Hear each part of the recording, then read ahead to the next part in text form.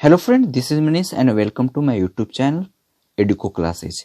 आज का वीडियो में मैं आप लोग के लिए प्रैक्टिस सेशन फर्स्ट जो सीटेट के लिए जो आगामी सीटेट जो एग्ज़ाम होने जा रही है नेक्स्ट मंथ उसके लिए, इसमें मैं आप लोगों के लिए लैंग्वेज फर्स्ट पेपर जो इंग्लिश है उसका पेडागोजी जो 15 क्वेश्चन जो पूछे जाते हैं, 30 क्वेश्चंस होते हैं लैंग्वेज पेपर में, जिसमें 15 क्वेश्चंस आपका पेडागोजी से होता है।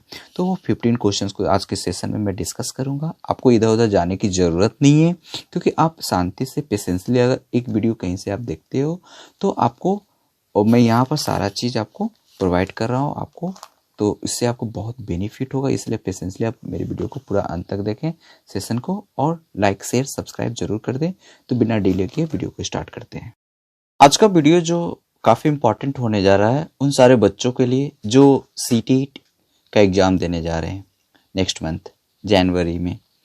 तो इसमें आपको 150 टोटल नंबर ऑफ क्वेश्चन जो होती हैं वो 150 होती है, ठीक है, जिसमें आपका चाइल्ड डेवलपमेंट एंड पेडागोजी जो होती है उसमें 30 क्वेश्चंस होता है।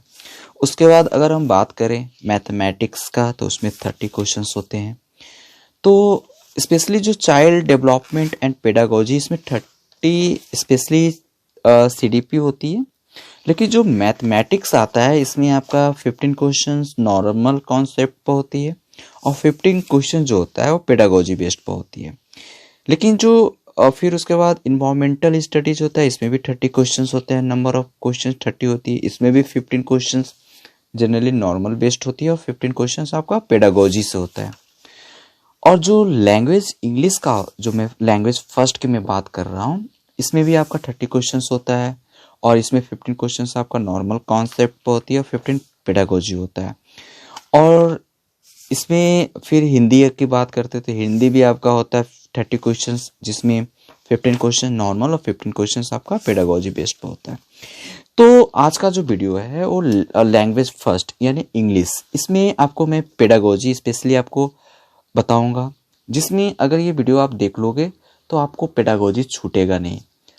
इसमें कंसेप्चुअल आप मतलब समझना है, पेशेंस के साथ सुनना है ताकि आप अच्छे से समझ पाओ। तो इसमें आप देख लो, क्वेश्चन को स्टार्ट करते हैं और उन सारे बच्चों को काफ़ी फ़ायदे होंगे जो सीटेट का एग्ज़ाम दे रहे हैं, ठीक है। तो इसमें 15 क्वेश्चंस का मैं आज का सेशन 15 क्वेश्चंस होंगे इंग्लिश लैंग्वेज का पेडागोजी का।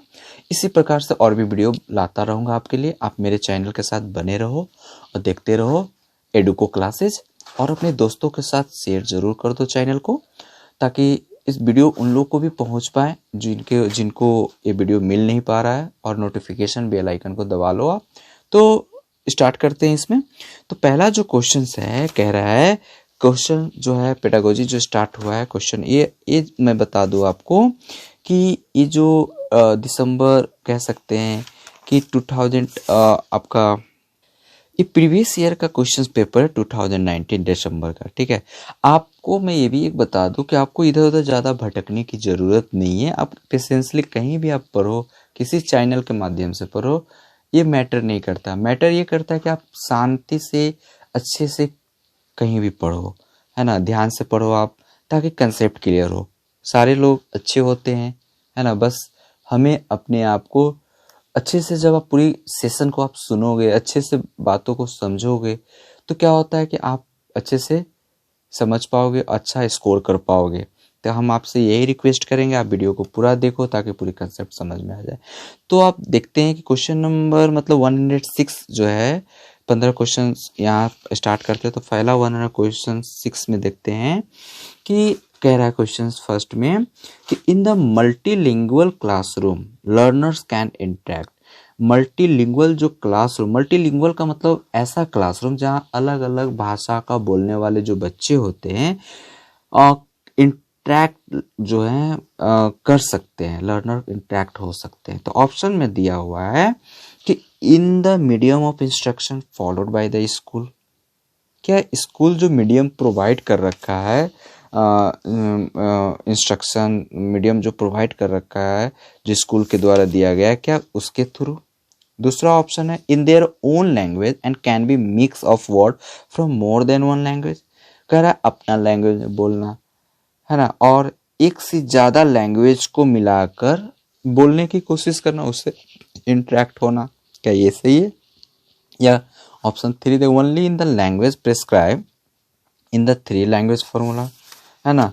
लैंग्वेज प्रिस्क्राइब जो मतलब 3 लैंग्वेज फॉर्मूला है, क्या उस बेस्ड पर आगे बढ़ना, इंटरेक्ट करना। या फिर in the language with which the teachers is familiar, या लैंग्वेज में टीचर्स के साथ फैमिलियर होना इंटरेक्शन का एक साधन हो सकता है। तो ये सारे चीज़ों को अगर देखें तो इसमें जो आपका ऑप्शन नंबर सेकंड यानी 2 जो है वो है आपका सही आंसर। कि मल्टीलिंगुअल क्लासरूम जो होती है उसमें क्या होता है कि बच्चे अगर अपने लैंग्वेज में बोलता है और can be mix of words from more than one language, और उस लैंग्वेज को, उस समझ को, अपनी जो बोले हुए भाषाओं को एक से ज़्यादा भाषाओं में अगर मिक्स करके बातों को इंटरेक्ट करता है, चीज़ों को बताना या समझने की कोशिश करता है, वो जो होती है क्लासरूम, मल्टीलिंगुअल क्लासरूम का एक मेन इंटेंशन होता है। तो option second is right answer. ठीक है, नेक्स्ट देखते हैं क्वेश्चन पर। नेक्स्ट क्वेश्चन है डायग्नोस्टिक टेस्ट जो are administered to, diagnostic test किस लिए एडमिनिस्टर्ड होती है। पहला ऑप्शन देखते हैं, find out deficiency of the student with view of planning remedies. Option second, access the suitability of candidate for specific program. Option 3, test the language proficiency of student for providing them jobs. या फिर जज the student capability. तो question number 7 का जो diagnostic test है उसमें क्या होता है कि एडमिनिस्टर्ड बच्चों को डिफिशियंसी, कमियां, किस प्रकार कमी, जो with view of planning remedies, मतलब कह सकते हैं कि इसमें बच्चे की, मतलब कह सकते हैं student difficulty and to guide lesson and curriculum planning, है ना। तो इसमें डायग्नोसिस असेसमेंट में ये एक फॉर्म है प्री असेसमेंट का that allow teacher to determine student individual strength. Teacher को अलाउ करता है, टीचर को डिटरमाइन करता है कि बच्चे में क्या प्रॉब्लम है, क्या चीज़ में सिखाया जा सकता है, कैसे उनको स्ट्रेंथ किया जा सकता है, वीकनेस को दूर किया जा सकता है, नॉलेज, स्किल्स, इस सारे पर मतलब फोकस करने के टीचर्स को अलाउ की जाती है। तो पहला जो है ऑप्शन है सही होगा। बाकी उन्हें नेक्स्ट जो ऑप्शन से गलत इसलिए हो जाएगा, access the suitability of candidate for a specific program, है ना, ये बिल्कुल गलत है।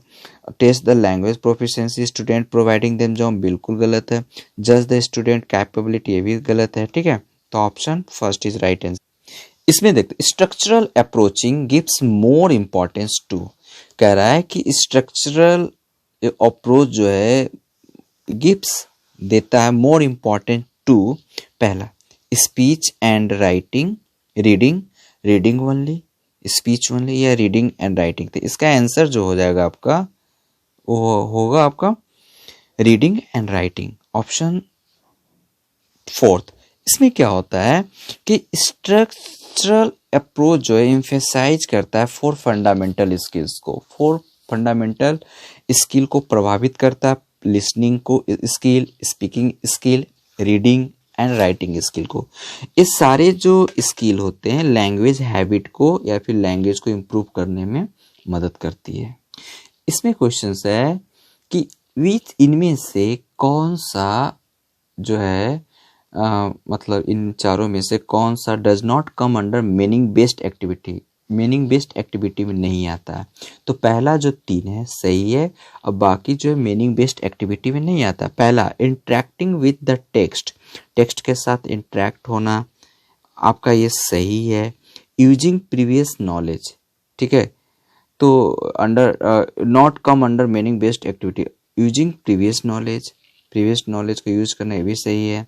Reading the text and then narrate the same to peers, ये भी सही है। रीड टेक्स्ट को पढ़ना और नैरेट करना, जो ग्रुप है कलीग, पीयर मतलब दोस्तों के साथ उसको नैरेट करना, सेम कंडीशन। ऑप्शन 4 इसलिए गलत हो जाता है, reading out every word allowed, जोर से पढ़ना, एंड ट्रांसलेट इट, और से ट्रांसलेट करना, ये आपका जो एक्टिविटी, जो मेन एक्टिविटी बेस्ड में नहीं आता है। ठीक है, तो ये आपका आंसर जो होगा सही होगा। इसको देखते हैं question number next. Dash comprehension is the skill of reading कौन सा इस चारों में से कंप्रहेंशन जो है, it is the skill of reading a piece of text closely और intensely for the purpose of extracting specific information from the text.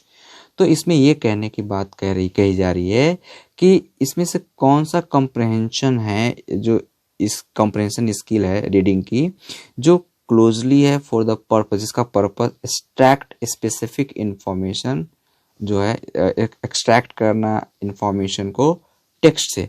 तो ऑप्शन देखते हैं, तो इन्फेरेंटियल है जो नहीं होगा, है ना, ग्लोबल है जो नहीं होगा, लोकल है जो होगा, ट्रांजैक्शनल है जो नहीं होगा। तो यानी जो आपका ऑप्शन 3 जो है सही हो जाएगा। लोकल कॉम्प्रिहेंशन एक ऐसा स्किल है रीडिंग का जो क्या करता है, जो जिसका पर्पस होता है एक्सट्रैक्ट करना इंफॉर्मेशन को, स्पेसिफिक इंफॉर्मेशन को टेक्स्ट से निकालना। ठीक है, नेक्स्ट क्वेश्चन इसमें कह रहा है कि it is the type of writing in which the teacher provide the situation and the help the class to prepare it, है ना। इसमें से next, the teacher continuously provide feedback, direction and expansion of ideas to the learners। इसमें कह रहा है ये 4 option में से जो है, ऑप्शन मैं आपको बताने जा रहा हूँ कि इसमें से 4 जो है आपका राइटिंग का पार्ट्स है। इसमें से कौन सा ऐसा स्किल है, कौन सा राइटिंग गुण है, स्किल है जो टीचर प्रोवाइड करेगा सिचुएशन में, help the class prepare it, और क्लास को प्रिपेयर करने में हेल्प भी करता है। द टीचर कंटिन्यूअस प्रोवाइड, और इसमें टीचर साथ में साथ मदद भी करता है, उसको फीडबैक देते रहता है, डायरेक्शन देते रहता है, लिखने में मदद करता है, एक्सपेंशन करता है, आइडियाज करता है ऑफ द डायरेक्शन लर्नर्स को। तो ये सारे जो है इसमें से क्या हो सकता है, ऑप्शन आपका 4 है, controlled writing, guided writing, free writing और प्रोडक्टिव राइटिंग। तो आपका यहाँ पर जो आंसर होगा आपका गाइडेड राइटिंग और कंट्रोल राइटिंग दोनों होगा। लेकिन इसमें जब टीचर्स की बात आ गई तो गाइडेड राइटिंग को हम ज़्यादा सही मानेंगे, लेकिन दोनों, इसका कंट्रोल और गाइडेड राइटिंग आपका दोनों इंस्ट्रक्शंस में आ जाता है राइटिंग में, है ना। जिसमें मतलब टीचर्स का क्या काम होता है गाइडेड राइटिंग में कि बच्चों को कुछ लिखने देते हैं, बच्चे क्या करते हैं, लिख नहीं पा रहे हैं तो बच्चों को हिंट्स देते हैं, फीडबैक देते हैं, है ना, स्कैप फोल्डिंग का काम करते हैं, सपोर्ट करते हैं लिखने में ताकि बच्चों को हेल्प हो सके। ठीक है, देखते हैं। A teacher asks the student of class 5, teacher जो है क्लास 5 से पूछता है to read the text thoroughly, इसको पढ़ना है thoroughly, then he asks them to answer the question with reference to the context RTC, in the process he is encouraging student. इस तरह से टीचर क्या करना चाह रहा है, ऑप्शन स्कैनिंग, इंटेंसिव और एक्सटेंसिव रीडिंग। तो इसमें ये है कि ऑप्शन जो हो जाएगा इसका इंटेंसिव रीडिंग। इंटेंसिव रीडिंग का जो मेन जो फोकस होता है कि बच्चों के बीच में मतलब शॉर्टर टेक्स्ट देना है और उसको एक्सरसाइज को करवाना है ताकि बच्चों को जो लर्नर्स जो होते हैं उनकी अंडरस्टैंडिंग बढ़ सके, डेवलप हो सके, ग्रामर और सिंटैक्स जो होता है वो समझ में आ सके, है ना। इनका जो मेन होता है कि बच्चे के अंदर में ग्रामर और सिंटैक्स और अंडरस्टैंडिंग को डेवलप करना है, इंटेंसिव रीडिंग कहलाता है ना।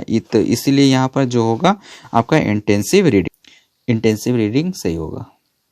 इसमें क्वेश्चन है, the term comprehensible input is associate with, comprehensible input किसके द्वारा दिया गया था। तो पहले हम लोग जान लेते हैं कंप्रहेंसिबल इनपुट क्या होता है। इसमें क्या होता है कि इस मेथड कंप्रहेंसिबल इनपुट में क्या होता है कि बच्चे जो होता है, बच्चे में इसमें जो डेवलपमेंट होता है ग्रामर का, ग्रामेटिकल एक्यूरेसी जो आता है ना, अच्छे से डेवलप हो सकता है। It is the better method of developing grammatical accuracy than direct grammar teaching. जो डायरेक्ट ग्रामर टीचिंग जो होता है, जैसे आप डायरेक्ट पढ़ाते हो कि यहाँ टेंस 3 होते हैं, है ना, इसका ये रूल होता है, सेंटेंस स्ट्रक्चर बता के समझाते हो, तो वो सारे से बेटर होता है आप कंप्रहेंसिबल इनपुट आप कुछ लिख कर, यहाँ पर एक ग्रामर, यहाँ पर इसके वजह से ये एडजेक्टिव का यूज हुआ है या एडवर्ब का यूज हुआ है, तो ये ज़्यादा बेनिफिट होता है। तो ये किसके द्वारा दिया गया था, ये दिया गया था आपका स्टेफन काराशन के द्वारा दिया गया था।